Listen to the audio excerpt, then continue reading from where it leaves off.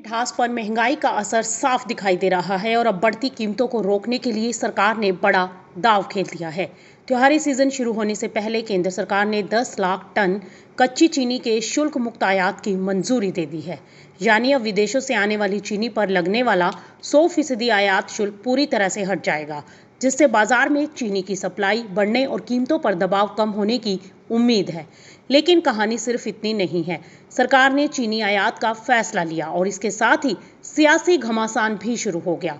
आम आदमी पार्टी के संयोजक और दिल्ली के पूर्व मुख्यमंत्री अरविंद केजरीवाल ने केंद्र सरकार पर सवाल उठाते हुए आरोप लगाया कि देश में चीनी की कीमतें इसलिए बढ़ रही हैं क्योंकि बाजार में चीनी की कमी हो गई है।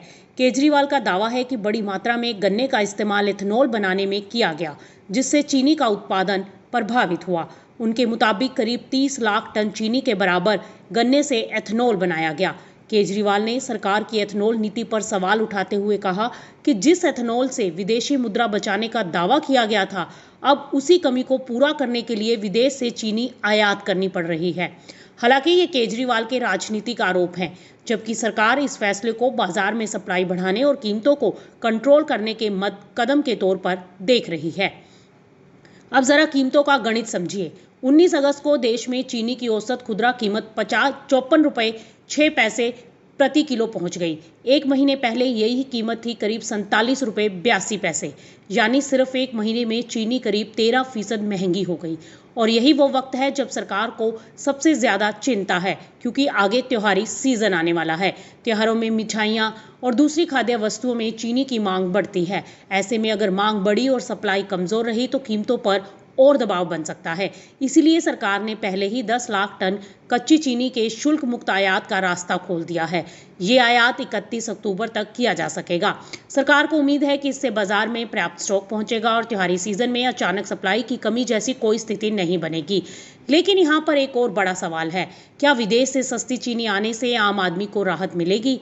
अगर आयात तेजी से होता है और बाजार में सप्लाई बढ़ती है तो कीमतों पर निश्चित रूप से दबाव कम हो सकता है।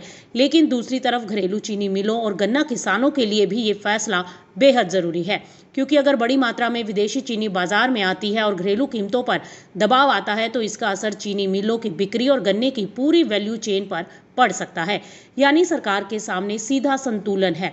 उपभोक्ता को महंगी चीनी से राहत मिले, लेकिन किसान और चीनी उद्योग पर भी दबाव ना आए।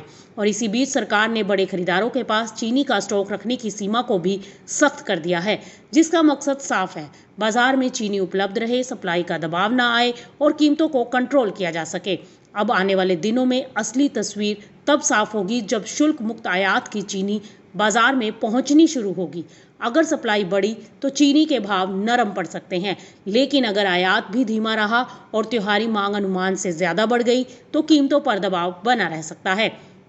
तो फिलहाल सरकार ने चीनी के बढ़ते भाव पर ब्रेक लगाने के लिए आयात का दांव चल दिया है, लेकिन इस दांव का असर कितना होगा और इसका फैसला अब बाजार करेगा। और इस पूरी कहानी में नजर रहेगी 3 चीजों पर: चीनी की कीमत, आयात की रफ्तार और त्योहारी सीजन की मांग।